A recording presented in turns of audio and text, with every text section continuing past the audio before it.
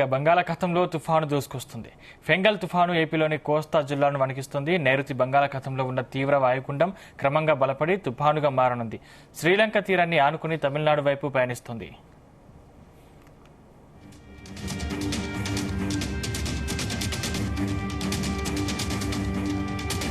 AP పైన ఈ తుఫాను ప్రభావం కనిపిస్తుంది. దాంతో ఈ నెల 30 వరకు రాష్ట్రంలోని పలు జిల్లాల్లో భారీ నుంచి అతి భారీ వర్షాలు కురుస్తాయని వాతావరణ శాఖ వెల్లడించింది.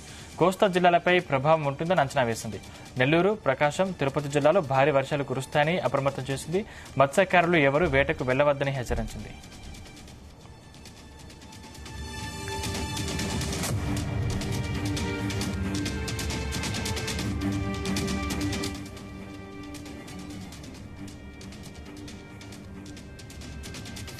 ఇదే అంశానికి సంబంధించిన మరింత సమాచారం మా ప్రతినిధి నాగేశ్వరరావు అందిస్తారు. నాగేశ్వరరావు, యాసందీప్ ఆంధ్రప్రదేశ్ రాష్ట్రంలో తుఫాను హెచ్చరికలతో భయభ్రాంతులకు గురి చేస్తా ఉంది.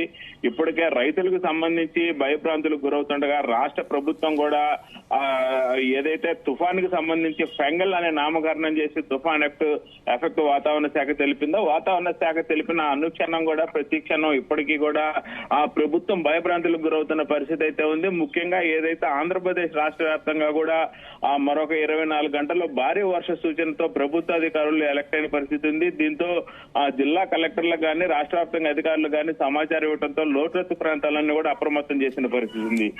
ఏదైతే ఆ ఎఫెక్ట్ ఏపీపై ఫెంగల్ తుఫాన్ ఎఫెక్ట్ రానున్న 3 రోజుల్లో అతి భారీ వర్షాలు కురుస్తాయని వాతావరణ శాఖ హెచ్చరించిన నేపథ్యంలో ఇటు పక్క రైతులు గానీ మరో పక్క అధికారులు గానీ తీవ్ర ఆందోళనకు గురవుతున్నారంటూ కూడా ఎటువంటి సందేహం లేదు. నైరుతి బంగాళాఖాతంలోని ఆ తీవ్ర వాయుగుండం బుధవారం రాత్రికి తుఫాన్ గా బలపడే అవకాశం ఉందని ఆ వాతావరణ శాఖ హెచ్చరించిన నేపథ్యంలో తదుపరి 2 రోజుల్లో శ్రీలంక తీరాన్ని దాటి తమిళనాడు తీరం వైపు వెళ్లే అవకాశం ఉందని వాతావరణ శాఖ పేర్కొంది. తుఫాను ప్రభావంతో గురు, శుక్ర, శనివారంలో కోస్తాంధ్రలో అక్కడక్కడ భారీ నుంచి అతి భారీ వర్షాలు, రాయలసీమలో అక్కడక్కడ భారీ వర్షాలు కురిసే అవకాశం ఉందని కూడా వాతావరణ శాఖ హెచ్చరించిన పరిస్థితి ఉంది. ముఖ్యంగా ఏదైతే గత 24 గంటల నుంచి కూడా అధికారులు ఆంధ్రప్రదేశ్ లోని లోతట్టు ప్రాంతాలు మొత్తాన్ని కూడా ఖాళీ చేపిస్తున్న పరిస్థితి ఉంది. అలాగే మినిమం లోతట్టు ప్రాంతం మొత్తానికి హెచ్చరికలు జారీ చేసిన పరిస్థితి అయితే ఉంది.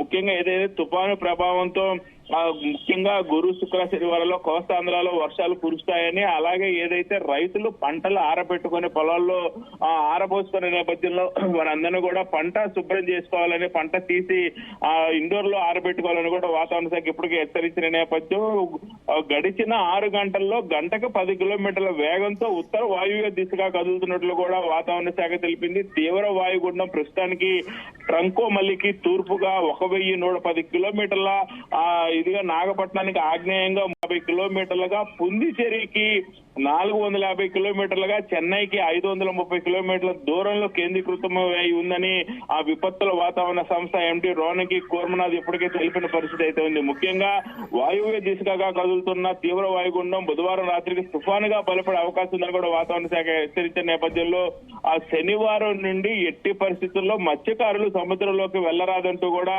వాతావరణ శాఖ హెచ్చరించారు, సూచించిన పరిస్థితి అయితే ఉంది. దక్షిణ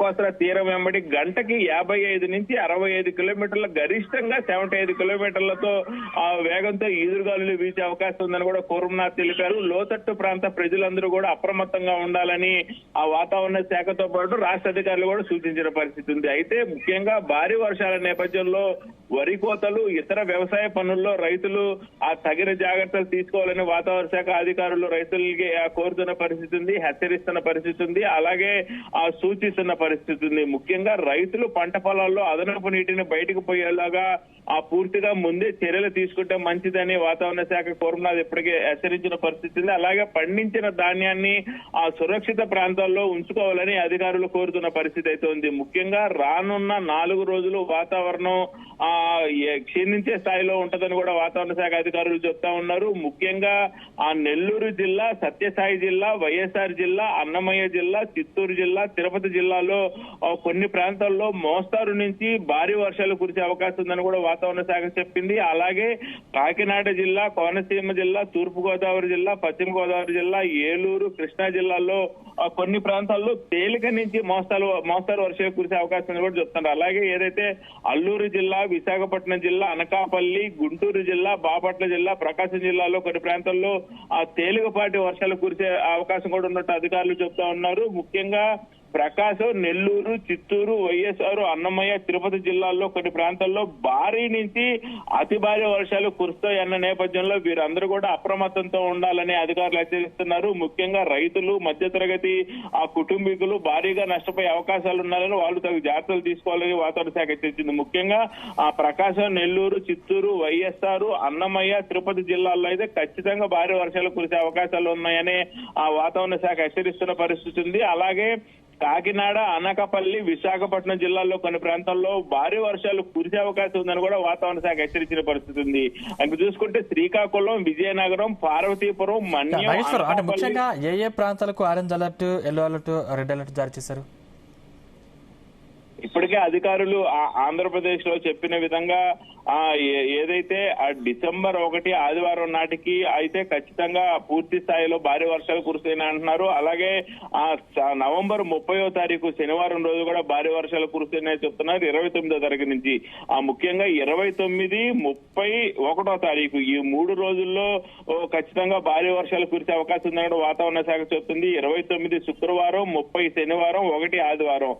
1 ఆదివారం దాకా భారీ వర్షాలు కురుస్తాయని, భారీ వర్షాలు కురుస్తున్న నేపథ్యంలో అన్ని జిల్లాలు కూడా అలర్ట్గా ఉండాలని చెప్తున్నారు. వీటిల్లో ముఖ్యంగా ఏదైతే ప్రకాశం, నెల్లూరు, చిత్తూరు, వైఎస్ఆర్, అన్నమయ్య, తిరుపతి జిల్లాల్లోని కొన్ని ప్రాంతాల్లో భారీ వర్షాల నుంచి అతి భారీ వర్షాలు కురిసే అవకాశాలు ఉన్న నేపథ్యంలో వీటన్నిటికి కూడా ఇప్పటికే ఆరెంజ్ అలర్ట్ తో పాటు రెడ్ అలర్ట్ కూడా జారీ చేసిన పరిస్థితి ఉంది. అలాగే నవంబరు 30వ తారీఖు శనివారం రోజున నెల్లూరు, అనంతపురం, సత్యసాయి, వైఎస్ఆర్, అన్నమయ్య, చిత్తూరు, తిరుపతి జిల్లాల్లో భారీ వర్షాలు కురిసే అవకాశాలు ఉన్నాయని చెప్తున్నారు. అలాగే డిసెంబరు 1వ తారీఖు ఆదివారం రోజు అయితే ఖచ్చితంగా శ్రీకాకుళం, విజయనగరం, విశాఖపట్నం, కాకినాడ, కోనసీమ, ప్రకాశం, నెల్లూరు, నంద్యాల, అనంతపురం, సత్యసాయి, వైఎస్ఆర్, అన్నమయ్య, చిత్తూరు జిల్లాల్లో భారీ వర్షాలు కురుస్తాయని అంటున్నారు. అలాగే డిసెంబర్ 1వ తారీఖు ఆదివారం రోజు మాత్రం మోస్తారుగా కురిసే జిల్లాల్లో అల్లూరి, అనకాపల్లి, కృష్ణా, ఎన్టీఆర్, గుంటూరు, బాపట్ల, పల్నాడు, తూర్పు గోదావరి, పశ్చిమ గోదావరి, ఏలూరు జిల్లాల్లో అయితే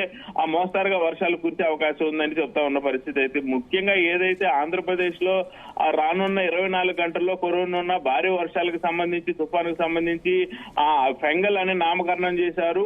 అతి భారీ వర్షాలు, అతి జాగ్రత్తగా ఉండాలని ఇప్పటికే కురవనాథ్ హెచ్చరించిన పరిస్థితి ఉంది. అలాగే ఆంధ్రప్రదేశ్ లో కురుస్తున్న భారీ వర్షాల నేపథ్యంలో ఇప్పటికే చాలా మంది కుదేలనే పరిస్థితి ఉంది, రోడ్డున పడిన పరిస్థితి ఉంది.